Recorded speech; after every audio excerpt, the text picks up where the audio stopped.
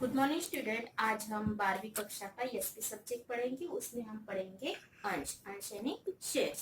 मराठी में उसको भाग भी कहा जाता है। कि भाग होते क्या है या शेयर्स होते क्या है, तो हम देखेंगे कि कंपनी की स्थापना करनी है तो सबसे पहले क्या कर लेनी पड़ती है, कंपनी के ओनर्स को लैंड लेनी पड़ेगी, जमीन लेनी पड़ेगी।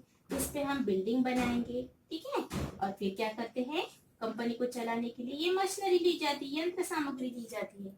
ये लेते समय कंपनी को बहुत सारे खर्च भी आते हैं। अब उतने पैसे तो नहीं होंगे कि कंपनी को चलाने के लिए बाकी प्रोसेस भी रहती है बहुत सारी, तो इसके लिए बहुत पैसों की जरूरत होती है। तो कंपनी क्या करती है, किसी और से मांगती है। बैंक से लोन लिए तो कोई प्रॉपर्टी मॉर्गेज रखनी पड़ती है। तो कंपनी क्या करती है, खुद की प्रॉपर्टी बेचती। खुद की प्रॉपर्टी बेचना मीन्स अंश बेचना।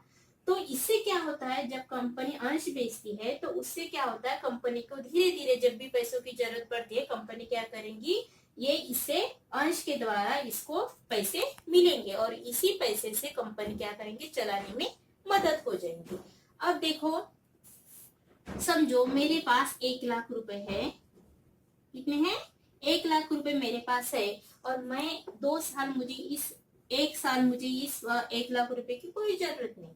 तो मैं क्या करूंगी, इसको सेफ रखने के लिए, घर में रखने से अच्छा सेफ रखने के लिए मैं क्या करूंगी, इसको बैंक में दे दूंगी, बैंक में जमा करूंगी। बैंक में जमा करूंगी 1 साल के लिए, उसको कहा जाता है एफडी। एफडी यानी फिक्स डिपॉजिट। अब 1 लाख रुपए के बाद जब मेरी मैच्योर डेट आ जाएंगी तो मुझे 1 लाख के समझो 7% से मुझे क्या मिल रहा है, इंटरेस्ट। तो बैंक मुझे देंगी 7,000, 7,000। तो टोटली 1 साल के बाद मुझे 1,07,000 रुपए मिलेंगे, ठीक है। अब यही अमाउंट, मान लो यही अमाउंट 1 लाख रुपए मुझे कोई कंपनी में इन्वेस्ट करना है। मैं कंपनी में 1 लाख रुपए दूंगी तो बैंक कंपनी क्या करती है, मुझे थोड़ा एक्स्ट्रा बेनिफिट होता है, उससे मुझे एक्स्ट्रा पैसे कमाने हैं। तो मैं क्या करूंगी, कंपनी को शेयर्स परचेस करूंगी। और अगर मुझे सेफ अपने पैसे रखना है तो मैं क्या करूंगी, बैंक में डिपॉजिट करूंगी। ये दोनों तरीके से में से कोई भी मैं यूज कर सकती हूँ। अगर मुझे प्रॉफिट ज्यादा कमाना है तो मैं क्या करूंगी, कोई भी कंपनी में इन्वेस्ट करूंगी। तो ये रहता है शेयर्स, ठीक है। तो अब ये शेयर्स जो रहते हैं, तो कंपनी क्या करती है, एक साथ पैसे न मांगते हुए ये धीरे धीरे पैसे मांगती है। यानी जब भी कंपनी को जरूरत रहती है, कंपनी क्या करेंगी, उसके इंस्टॉलमेंट के थ्रू वो धीरे धीरे धीरे पैसे क्या करती है, मांगती रहती है। तो इसी को ही हम बोलेंगे शेयर्स। तो शेयर्स के दो टाइप्स होते हैं, एक रहता है इक्विटी शेयर्स। इक्विटी शेयर्स यानी समतांश। शेयर्स की कितने टाइप्स है, 2 शेयर्स। हमने पिछले साल थोड़ा सा मैंने रिवाइज किया था कि एक रहता है समतांश, समता अंश, और दूसरा रहता है पूर्वाधिकार अंश, पूर्वाधिकार अंश। अब समता अंश यानी होता क्या है, देखो, समता अंश यानी जो पूर्वाधिकार अंश नहीं है वो है समता अंश। अब आपको समता अंश के बारे में पता नहीं तो पूर्वाधिकार अंश के बारे में कैसे समझोगे। तो देखो कि समता अंश ये अंश होता है, ये शेयर्स होते हैं कि जो पूर्वाधिकार नहीं होता है, यानी पहले ही प्रेफरेंस उसको नहीं मिला जाता है, उसको बोला जाता है पूर्वाधिकार अंश। समता अंश ऐसा होता है कि इसका जो भी अंश खरीदेंगे, देखो आपने बैंक में ये इन्वेस्ट किया था तो उसे एफडी कहा गया। आपने कंपनी को इन्वेस्ट किया, कंपनी के शेयर्स इन्वेस्ट किए तो उसको कहा जाता है अंशधारी। अगर आपने कंपनी के शेयर्स खरीदे तो आप कंपनी के बन गए अंशधारी, शेयर होल्डर। तो इसमें 2 प्रकार है, एक तो समतांश और दूसरा है पूर्वाधिकार अंश। अब समतांश यानी क्या होता है कि जो पूर्वाधिकार अंश नहीं हुए हैं वो समतांश है। अब इसमें क्या होता है कि ये सस्ते भी रहते हैं थोड़े। समतांश में पहले देखेंगे आप, ये सस्ते भी रहते हैं मगर उतनी रिस्क भी रहती है। अब रिस्क क्या रहती है, क्या रहता है समतांश, तो सबसे पहले ये जो समतांश है, जिसने भी खरीदा है समतांश वो कंपनी के अंशधारी तो हो ही जाता है, प्लस ये कब पैसे मिलेंगे रिटर्न, इसकी कोई गारंटी नहीं रहती। क्यों नहीं रहती गारंटी, क्योंकि एक जैसे ही आपने समतांश खरीदे हो तो उस कंपनी के आप हो गए मालिक बन जाते हो। पहले कंपनी के ओनर्स रहेंगे मालिक और दूसरे नंबर पे आप शेयर होल्डर रहते हैं। तो शेयर होल्डर में समतांश को जो ज्यादा बेनिफिट रहता है, क्यों रहता है वो हम आगे देखेंगे। तो समतांशधारी, अगर आपने समतांश खरीदे हैं तो आप कंपनी के मालिक हो जाते हैं, और जब मालिक हो जाते हैं तो कंपनी में जितने भी आपने पैसे इन्वेस्ट किए ये रिटर्न कब होंगे उसकी गारंटी नहीं रहती है, यानी जब तक कंपनी चालू रहेंगी तब तक आपको ये पैसे रिटर्न होंगे इसकी गारंटी नहीं रहती है। वैसे ही इसका बेनिफिट, जैसे हम बैंक में फिक्स डिपॉजिट कर रहे हैं तो हमें क्या मिलता है, इंटरेस्ट मिलता है, और अगर कंपनी में आप पैसे इन्वेस्ट कर रहे हो तो आपको क्या मिला जाता है, लाभांश मिला जाता है। लाभांश यानी डिविडेंड, लाभांश मिला जाता है, ठीक है। तो ये लाभांश आपको मिला जाता है, मगर समतांश वाला को का जो बेनिफिट मिलता है वो लाभांश है, तो लाभांश ये फिक्स नहीं रहता है, ये हर साल क्या होता रहता है, चेंज होता रहता है। और इसको समतांशधारी को उतना अधिक यानी पूर्वाधिकार को पहले लाभांश मिला जाता है, मगर समतांशधारी को सबको देने के बाद में अगर कुछ बचता है तो समतांशधारी को लाभांश मिलता है। दूसरी बात, अगर ज्यादा प्रॉफिट हुआ तो सबसे पहले अगर किसी को बेनिफिट होता है तो समतांशधारी को ही होता है, इसलिए ये सस्ता है मगर रिस्क भी थोड़ी रहती है।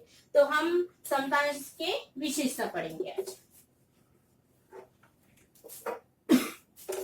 सबसे पहले हम इसकी विशेषता पढ़ेंगे। विशेषता में नंबर 1 स्थिर पूंजी, क्या बोलते हैं इसको, नंबर 1 स्थिर पूंजी। अब स्थिर पूंजी में क्या है, एक बार तुम लोगों ने समता अंश खरीदे, समता अंश क्रय किए, तो कंपनी का अस्तित्व यानी कंपनी जब तक रहेंगी तब तक तुम लोगों ने इसमें पैसे इन्वेस्ट किए तो ये आपको रिटर्न मिलेंगे नहीं, इसलिए इसको स्थिर पूंजी कहा जाता है। ये बीच में आपको पैसों की जरूरत है तो ये आपको रिटर्न होंगे नहीं, तो इसीलिए इसको स्थिर पूंजी कहा गया। आप किसी और को बेच सकते हो मगर कंपनी इसको आपसे रिटर्न लेंगी नहीं।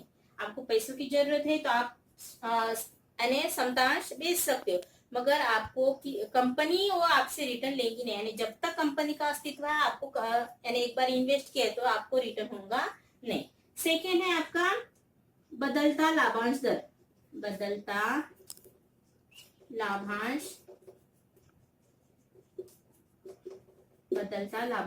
दर, यानी ऐसा समझो कि समतांश आपने अगर क्रय किया है तो उसका जो लाभांश का दर है वो हमेशा चेंज होता रहता है। चेंज कैसा होता है रे, क्योंकि वो सभी बेनिफिट जो ये है वो प्रॉफिट पे डिपेंड होता है। प्रॉफिट यानी लाभ, अगर आपको साल में अच्छा लाभ हुआ तो आपको क्या होगा, फायदा भी सबसे ज्यादा किसको मिलेगा, समतांशधारी को। ये बदलता रहता है हर साल, प्रॉफिट ज्यादा मिला तो सबसे पहले फायदा होगा समतांशधारी को, कम प्रॉफिट मिला तो नुकसान भी किसका होगा, समतांशधारी को। इसीलिए इसका लाभांश का दर जो रहता है वो हमेशा हर साल क्या होता है, चेंज होता रहता है। नंबर 3 जोखिम, नंबर 3 क्या है, जोखिम। अब जोखिम क्या रहेंगी, जोखिम यानी नुकसान, ठीक है।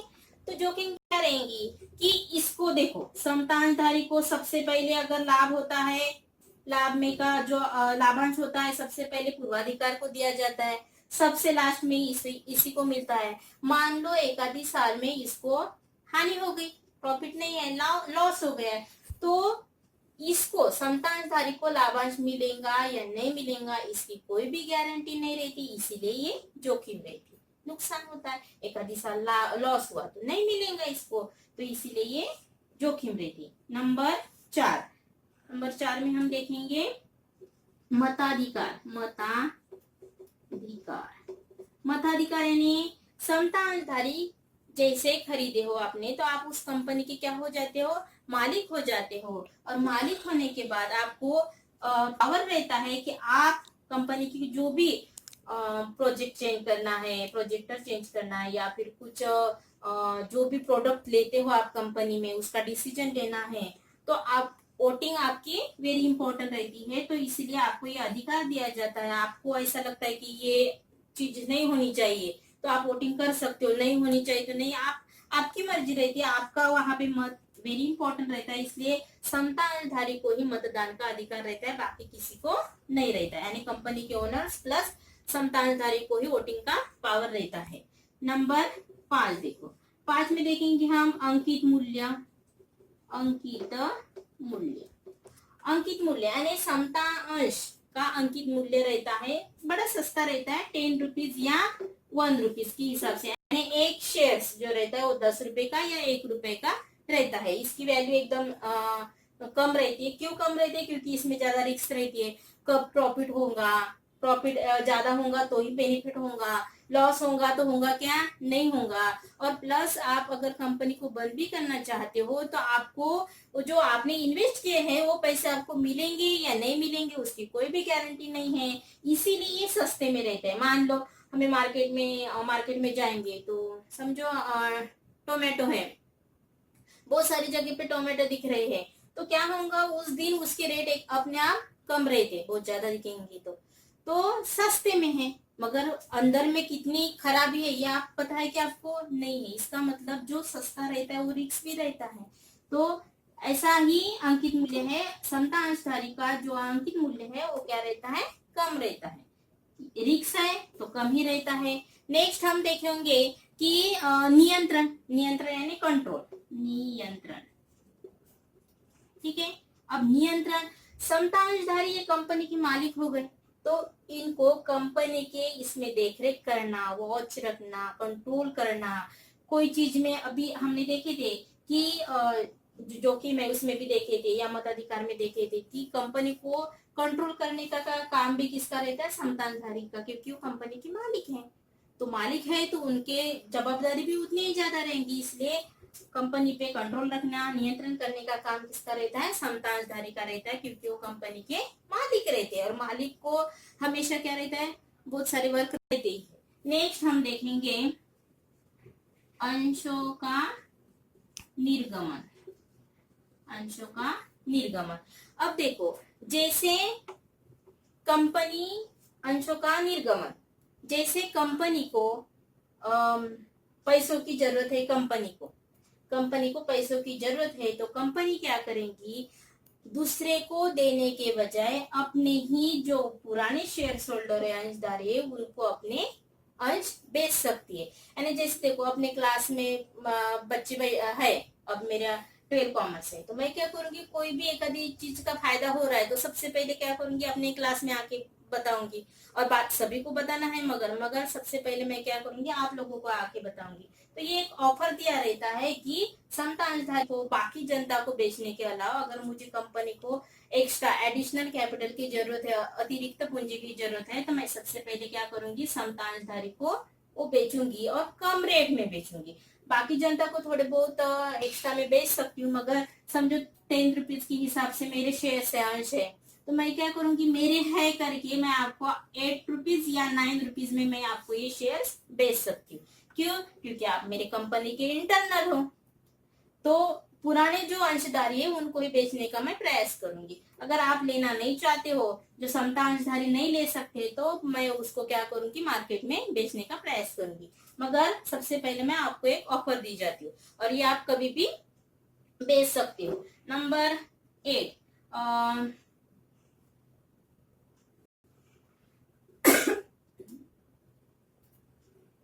बोनस अंश, बोनस अंश, समता अंशधारी को बोनस अंश दिया जाता है। अब बोनस यानी जो फ्री में दिया जाता है, जो समझो जो शेयर होल्डर अच्छा वर्क कर रहा है, देखो इतने सारे वो काम कर रहा है, कंट्रोल कर रहा है, थोड़ी जोखिम हो रही है उसको, तो मैं क्या करूंगी, और कंपनी में वॉच भी रख रहा है तो मैं क्या करूंगी, अगर कोई मुझे कंपनी में ज्यादा प्रॉफिट हो रहा है, मुझे कंपनी में ज्यादा प्रॉफिट हो रहा है और मैं समता अंशधारी को लाभांश तो दे ही रही हूँ, लाभांश तो दे रही हूँ, प्लस मैं उनको क्या करूंगी, ये बोनस भी दूंगी। अगर मेरी कंपनी एक्स्ट्रा प्रॉफिट कमा रहे और तुम लोगों ने जो मुझे पैसे दिए हैं, जो मेरी कंपनी उस बेस पे चल रही है समता अंशधारी की वजह से, तो मैं क्या करूंगी, उनको बोनस भी दूंगी। अब बोनस क्या होता है, ये बोनस यानी एक्स्ट्रा में दिए जाने वाले पैसे, अंश यानी पता है शेयर, तो मैं बोनस अंश यानी फ्री में मिलने वाले अंश। ये क्या किया जाता है, समता अंशधारी को ही सिर्फ बोनस दिया जाता है। ये बोनस जो रहता है, समझो आपने दो अंश खरीदे हैं तो दो में आपको क्या करेगा, एक अंश कंपनी अपने तरफ से फ्री में देंगे। जब भी कंपनी को एक्स्ट्रा प्रॉफिट होता है तो ये सबसे पहले तो लाभांश देती है, और प्लस अगर फिर भी उनके पास अगर कुछ एक्स्ट्रा पैसे बचे तो क्या करते हैं, ये बोनस के स्वरूप में आपको क्या दे सकती है, वो गिफ्ट में दिया जाता है। अब ये 2:1 में ही दिया जाता है, या फिर ऐसा समझो कंपनी पे डिपेंड रहता है कि वो किस तरह से बोनस दिया जा सके, और फिर बाकी और प्रॉफिट जो बचा है उसमें कंपनी को चलाने के लिए वो यूज में ले सकती है। नेक्स्ट देखना है आपको अधिकार।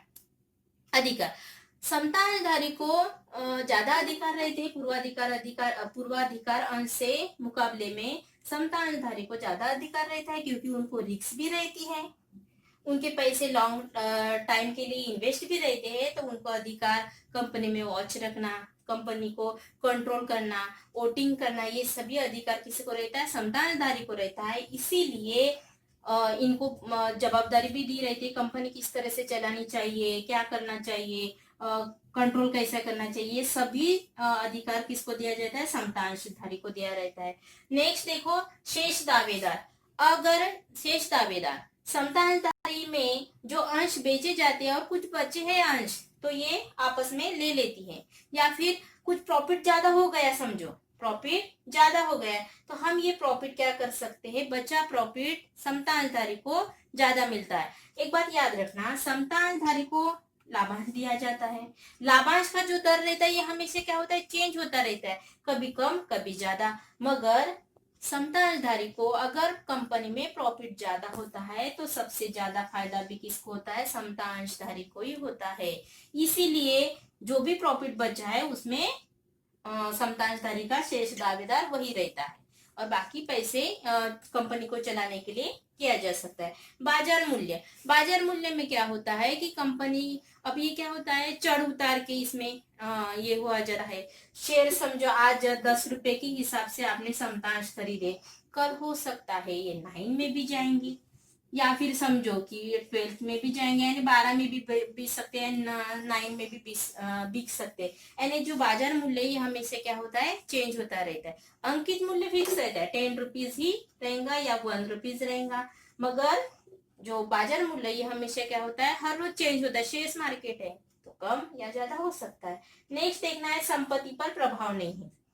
संपत्ति पर प्रभाव नहीं रहता है, यानी समतांशधारी कंपनी के मालिक जरूरी है, मगर कंपनी के जो ओनर्स ने, उन्होंने लैंड, बिल्डिंग या जो भी प्रॉपर्टी उनकी खुद की है उसमें जो समतांशधारी उसका कोई भी दायित्व रहता नहीं है। इसी तरह हमने आज देखा है समतांश की विशेषता। ये वेरी इंपॉर्टेंट क्वेश्चन है, ये देखो ये लॉन्ग क्वेश्चन भी आता है 10 मार्क के लिए, और इतना ही नहीं, अंतर स्पष्ट करो में भी ये क्वेश्चन पूछा जाता है, तो ये वेरी इंपॉर्टेंट है। इसके जो विशेषता दी है अच्छे से पढ़ो, अगर कोई आपको समझ में नहीं आया तो मुझे आप कॉल कर सकते हो। तो ये सब स्थिर पूंजी यानी क्या होता है, स्थिर यानी फिक्स रहता है, उसे स्थिर कहा जाता है। ये कंपनी के लॉन्ग लाइफ तक आपने अगर एक बार इन्वेस्ट किया तो वो आप ही के कंपनी को ही रहते, कंपनी के पास, वो आपको रिटर्न करेंगी नहीं। बदलता लाभांश दर यानी समतांश का जो लाभांश का दर है वो हर साल चेंज होता है, वो प्रॉफिट पे डिपेंड रहता है। प्रॉफिट अगर ज्यादा है तो समतांशधारी को ज्यादा लाभांश मिलेगा, कम है तो कम मिलेगा, या फिर नहीं भी मिल सकता है। ये इस तरह से इसका जो लाभांश का दर है वो बदलता रहता है। नेक्स्ट है जोखिम, इसको लाभांश मिलेगा गारंटी नहीं है। प्लस अगर आपकी कंपनी बंद भी हो रही तो ये भी गारंटी नहीं है कि आपने जो इन्वेस्ट पैसे किए वो रिटर्न होंगे नहीं होंगे, ये भी गारंटी नहीं है। मताधिकार रहता है, यानी मत वोटिंग करने का आपको पावर रहता है समतांशधारी